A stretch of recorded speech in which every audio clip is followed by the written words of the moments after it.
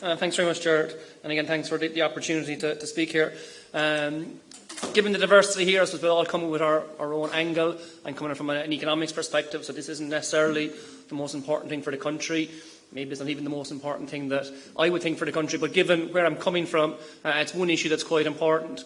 For those that were perhaps here yesterday, you'll be familiar now that maybe I'd have a tendency to use a lot of numbers. So I think just to start, just to put some of the numbers that will appear over the next 10 minutes in context, we can consider some of the issues from a fiscal perspective, and one thing that's sort of dogged us for the last number of years has been the banking crisis, and just to focus on the cost of it. Now, I think eventually it'll work out at a net cost of around €30 billion, a massive hole put in the public finances as a result of a hole that emerged in our banks. Obviously, we didn't throw that money in up front, we borrowed a lot of it, and at current interest rates, you're probably looking at an upper level of about €1 billion per annum as a cost as a result of that bank bailout. So that €1 billion has obviously generated a lot of reaction, and that's sort of, we can use that as an anchor to some of the numbers that come forward. If you wanted something else, we could look at maybe on a more positive perspective. For our 1 million or so children, we spend about €2 billion per annum on child benefit. So they're just sort of some of the scale of some of the things we're looking at. The issue I want to address is the impact, the presence of multinationals in Ireland and how we need to embrace them. Yes, we do. But we also must realise that the rest of the world is coming. We have had great success in it, but we have to be careful where we're going into the future. What are they coming for? Well, obviously we have the visible things like the jobs, coming from jobs announcements, the investment, what these companies are building, their contribution to the construction sector, and equally I'll focus on maybe one that's unseen a bit, their contribution to tax, how much tax they actually pay in Ireland. Who's coming?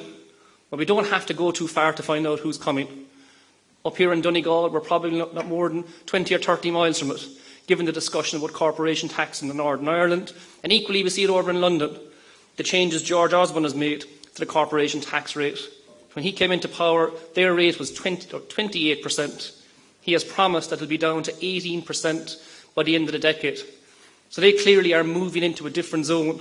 We're at 12.5%, still below that. But there are certain attractions that the UK has that we simply can't compete with. One being scale. The size, the diversity over there is far greater than it is here. So what's at stake? If they're coming for it, what might they take from us? Well, clearly we've been very attractive for US multinationals. And if you just focus on US multinationals, and I'm not going to focus on look at what happens in the IFSC, to be honest, I'm not fully sure what goes on in there, but if you look at the rest of the economy, what we might term the business economy, outside of financials, US multinationals have 100,000 staff in Ireland. Each year, those companies pay $6 billion in wages. Every year, $6 billion in wages. Each year, American companies in Ireland spend $3 billion on capital investment, whether it's data centres in Athenry, new factories and facilities in Leixlip with Intel, or pharma or biopharma plants below around Cork. It's $3 billion a year pumped into the economy. That's what the UK are looking to dip their toes into. Who else is coming? The EU countries and the OECD countries are looking at changing tax rules. Every year in Ireland we collect $4 billion in corporation tax. 80% of that comes from foreign companies. More than 3/4 of the corporation tax we collect is not from Irish companies at all. So you might say we have an over-reliance on the multinational sector, and perhaps maybe to the detriment of developing the indigenous sector. But they are huge contributors. 80% of the corporation tax comes from foreign companies. And the EU, the OECD are looking at that. If we take a sector I'm familiar with, given its level of its existence in Cork, the pharmaceutical sector. When it comes to manufacturing pharmaceuticals, 25% of the profit in the EU is taxed in Ireland. That of all the profits made in manufacturing pharmaceuticals in the EU, 1/4 of it is taxable in Ireland. And we collect $700 million every year in corporation tax from the pharmaceutical companies. That's on top of the wages they pay, on top of the services they use, on top of the investment they bring in terms of building things. So it's kind of hidden there in the background. And the EU and the OECD are looking at changing the rules, how they're going to tax it. And the way they're changing it would be hugely to our disadvantage. Wouldn't be on the source of the profits, it'd be on maybe the source of the sales, where the customers are. We might be the source of 25% of the profits from the manufacture of pharmaceuticals in the EU, but we make up 1% of the sales. So if they change the rules, they could hugely erode the tax base in Ireland. And they have this thing called the Common Consolidated Corporate Tax Base, the CCCTB. That's based on sales, employees, investment, etc., not based on the current rules. That would see our tax base fall by 80%.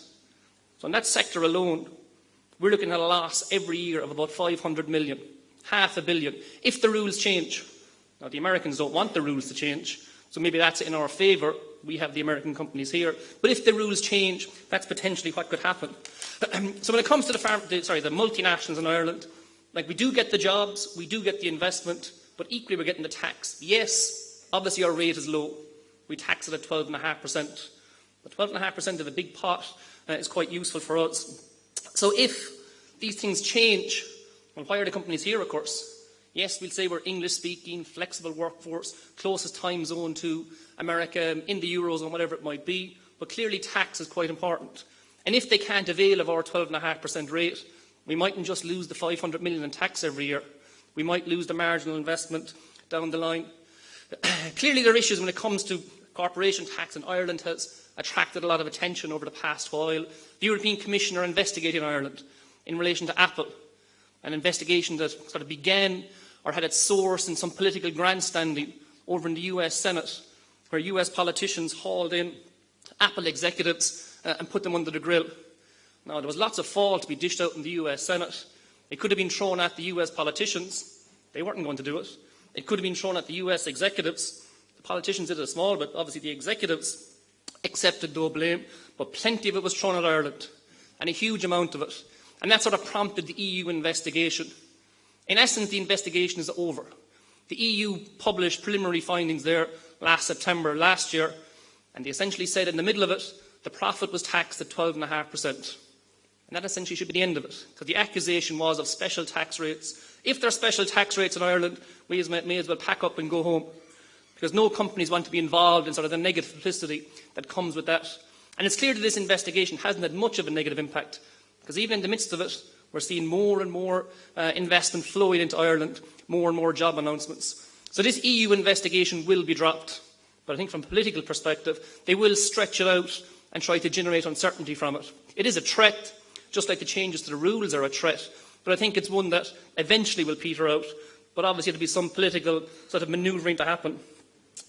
So if this is an issue, the question about Ireland being at the crossroads, what should we do? An Taoiseach was here earlier and spoke a lot about trying to ending the cycle of bust and boom. We know one issue that can happen if your economy is too dependent on one sector. For us, it was the construction sector. But equally, we're dependent on the multinational sector. Like, what would happen if we were to lose the 100,000 high-paying jobs from the US multinationals? We've seen the impact losing close to 200,000 jobs in construction has had. But what are we doing about removing this cycle of bust and boom? And Taoiseach said it 3 or 4 times, but I didn't hear any specific policies to actually address it. I think we actually should do something to address it. And one thing to do would be to sort of put up a pot of money, to save money for the rainy day. And one source of that could be the corporation tax receipts from these foreign companies, for as long as they're here. We want more of them to be here, we want them to be here as long as possible, but we don't know what the future will bring. So I would propose that rather than just running a balanced budget, which we will get to over the next couple of years, that we go a bit beyond that. That while the economy is performing well, we save a portion of the corporate tax revenue these companies are giving us. Maybe a third, maybe a half. When the economy is performing well, growing at 3, 4, 5%, as we're doing so at the moment. And over time, you'd build up a pot of money. It might be £1 billion, £1.5 billion a year. Over 3, 4 years, you get up to 5, 6, 7 billion. Then, when the next downturn comes, as it inevitably will, you have this discretionary money available, money that you can spend.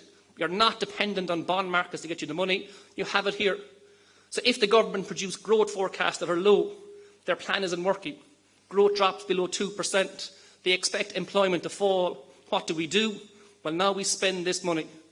We ameliorate the boom and bust cycle. If things come into a downturn, we have the money there. And then we spend it, particularly on capital spending when a downturn comes. Build roads, build schools, build hospitals. Build them when you get better value for money. So yes, we do get massive advantages from the presence of the multinationals. I think we can use it. Use it to end this cycle of boom and bust. Look at our fiscal rules and say, this is how we go about doing it. Run our balanced budget, but save a bit for the rainy day. Thanks very much.